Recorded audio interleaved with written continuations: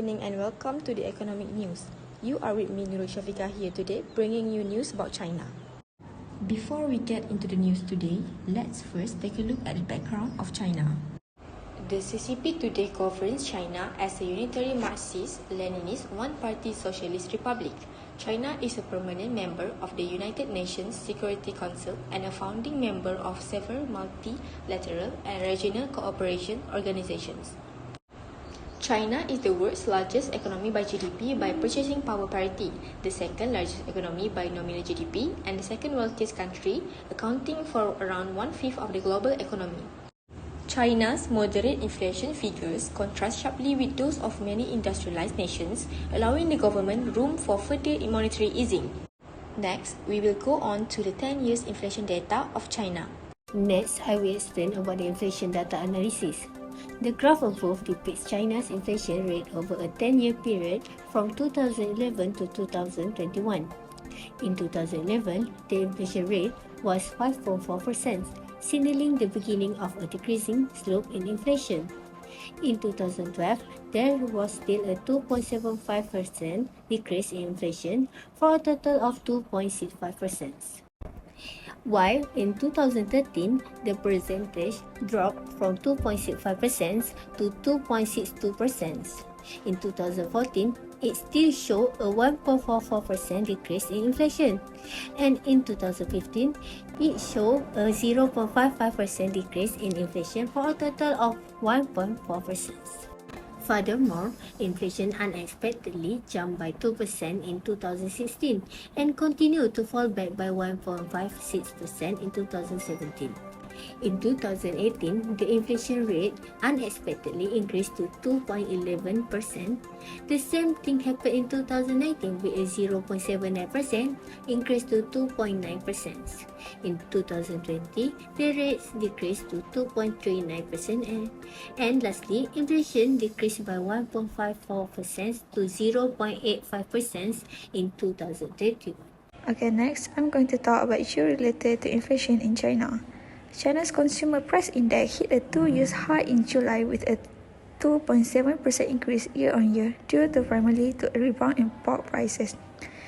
The index moderated in August to show a 2.5% year-on-year rise. This is significantly lower than the United States, which reported a 8.3% year-on-year increase in consumer prices in August. Rising food and housing costs offset a drop in gas prices. Concerns about global economic slowdown have grown, although the International Monetary Fund still expects China to be one of the world's fastest-growing large economies this year. The country's GDP is expected to fall sharply from last year. Nearly one-third of respondents in China said they were worried about their job security due to inflation. China's inflation rate has been relatively low due to its limited stimulus during the pandemic and the weighting of goods and services in its CPI basket. China's benign inflation reading contrasts sharply with those of many advanced economies, allowing the country room for further monetary easing. The Consumer Price Index (CPI) rose 2.1% year-on-year in May, flat from April but still at a 6-month high, reflecting rising crude oil, farm produce, and material import prices. The Producer Price Index (PPI), which measures the prices for products as they leave factories, rose by 6.4% in May, down from a peak of 13.5% in October 2021. Consumer inflation is expected to exceed 3% in some months during the second half of the year, according to the central bank. However, thanks to measures to ensure clean energy supply as well as prudent monetary policy, China is likely to meet its target of keeping full-year inflation around 3% in 2022. Hi and salute, it's me Adam. So this is causes inflation in China from year to year. Inflation in China is fluctuates. However, it's moderate and stable. Although China has higher economic growth rates, its inflation rate is lower on average than other rich countries.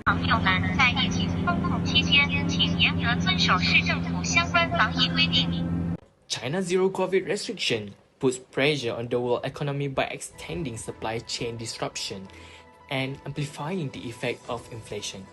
The policy was implemented to keep coronavirus cases and deaths low than Western countries. However, Zero COVID policy was hammered business and supply chain and dampened the consumption, although many restrictions have been lifted. As example, lockdown have caused major shortage of food and other daily essentials in some areas, including Yining in the northwest. As impact of the zero COVID restriction, CPI or Consumer Price Index increased by 5.4% in January 2020, up from a rise of 4.5% in December 2019. Beijing's target for 2022 economic growth was 5.5%, but the country's GDP grew only 3.9% in the year ending in September. Climate change also part of the causes inflation in China. Climate change reduced the GDP growth rate as a result of the major flood recovery in 2021. The flood's intensity was thought to have been caused by extreme weather caused by climate change. On July 21, 2020, heavy rain caused flooding in China, Henan province. Floods in Henan province have affected 972,100 hectares of crop farms, prompting fears about food inflation and security. Henan province are nearly the third supply of the nation wheat and about a tenth of the country corns, vegetable and pork. As the impact, shortage of food supply occur and slowing the GDP growth.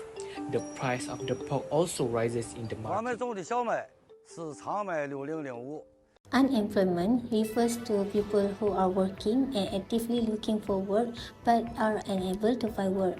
Those in the labor force who are employed but do not have a suitable employment are included in this category. The unemployment rate is commonly calculated by dividing the number of jobless persons by the total number of people in the labor force. China's urban unemployment rate was 3.6% at the end of 2001, according to official statistics. However, this data only provide a partial picture of Chinese unemployment, which the number of defected and latent unemployed is substantially higher. Unemployed workers, surplus labor in businesses, and latent unemployment persons in rural areas should all be considered unemployed. Lack of employees vary from unemployed people in that they continue to be employed by a corporation.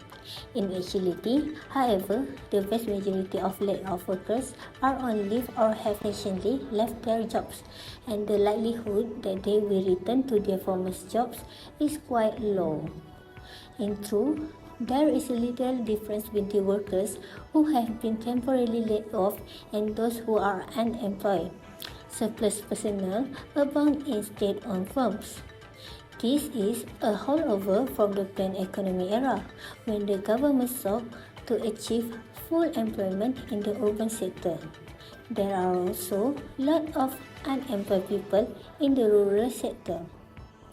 Based on figures from 2000, widely defined unemployment has reached 2,017 million or 29.1%. Surplus workers in the rural sector number around 171 million, accounting for 24.4% of the rural working population.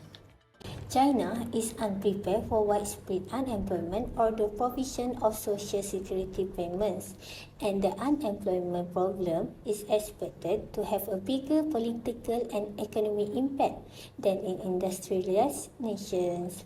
In the near future, the government's sole alternative is to continue its current balancing act.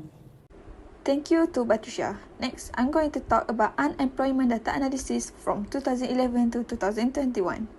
The graph above describes China's unemployment rate over a 10 years period, which is from 2011 to 2021. In the 2011, the unemployment rate was 4.55%, signaling the beginning of an increasing slope in unemployment.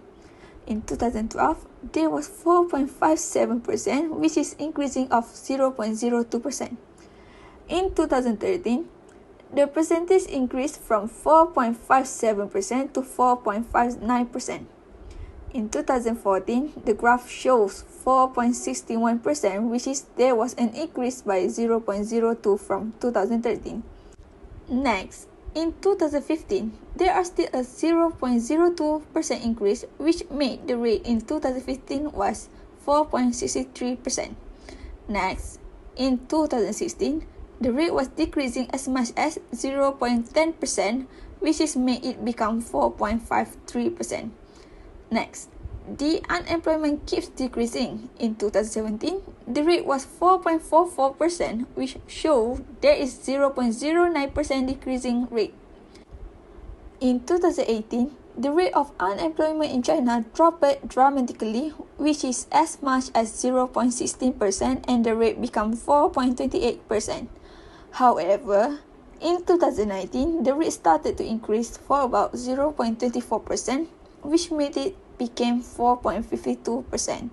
In 2020, the rate is increasing at the highest rate within 10 years, which is 0.48%, and made the rate in 2019 became 5.00%. And for 2021, the rate dropped back to 4.82%, which showed the decreasing in rate as much as 0.18%. Next, I will go on to the issues about unemployment in China. The first factor that contributes to the unemployment in China is the China's over and over under-education problem. There are not enough positions for college graduates looking for white-collar work. According to Zhaopin, a Chinese job requirement site, only 0.71 jobs were available for each graduate in the first quarter of the year. On the other end of the job market, where less educated individuals may find work, China lacks sufficient personnel trained in advanced manufacturing. Aside from the over-under-educated problem, China's job sector faces a problem with common prosperity. Under the broad umbrella of reducing inequality, the government began imposing a slew of new rules on businesses, a campaign that accelerated when Chinese President Xi Jinping delivered a speech on shared prosperity last summer. The next factor is zero COVID and a larger economic slowdown. Businesses around the country have taken a beating as a result of a series of rolling lockdowns. Grid recently reported on the economic fallout from Shanghai 2-month shutdown of everything from industries to coffee shops. Small enterprises are another important source of employment for young people, and they have been particularly severely impacted. And the last factor is a bleak outlook. China's political establishment is aware of the issue. Premier Li Keqiang warned 100,000 local leaders in an emergency meeting in late May that several economic indicators were moving worse than in 2020 and urged them to assist create more job prospects. Local administration have occasionally heeded the warning. For instance, Shanghai has requested that state-owned businesses there reserve half of their jobs for the most recent graduates. But some claim that these measures don't really add up. The problem of youth unemployment is not expected to go away anytime soon, given how poorly China's economy is doing and the government's persistence in its zero-growth policy. Next, we will go on to the types of unemployment in China. With me, Muhammad Khalid Saifullah. Today, our news is about unemployment in China. Unemployment is a significant problem in many nations, including China. With a population of more than 1.4 billion people, China has a very large and expanding labor force, which can make it more challenging for some people to find employment. There are several types of unemployment that can occur in China, including cyclical unemployment, structural unemployment, and frictional unemployment. Cyclical unemployment is the primary contributor to high unemployment rate in developing countries and most often impact industrial workers. It has a significant effect on rural migrant workers in China. For example, as a result of the impact of the global financial crisis on the Chinese economy, a substantial number of rural migrant workers were forced to return to their home village. Subsequently, as the Chinese economy began to recover from the effects of the crisis, a labor shortage developed in the urban sector.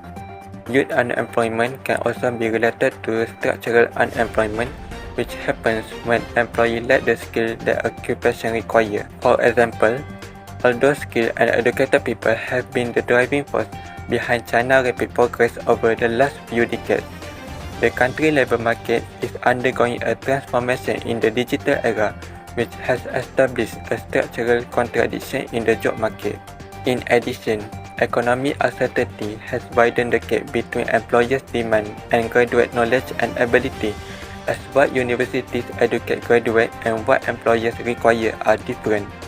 Like many other nations, young people in China face frictional unemployment as they transition from education to the workforce. For example, it might be challenging for recent graduates to find a suitable job after completing their education because the majority of them enter the job market at the same time every year. That's all for today. We'll be back with some new update on tomorrow morning. Until then, stay tuned.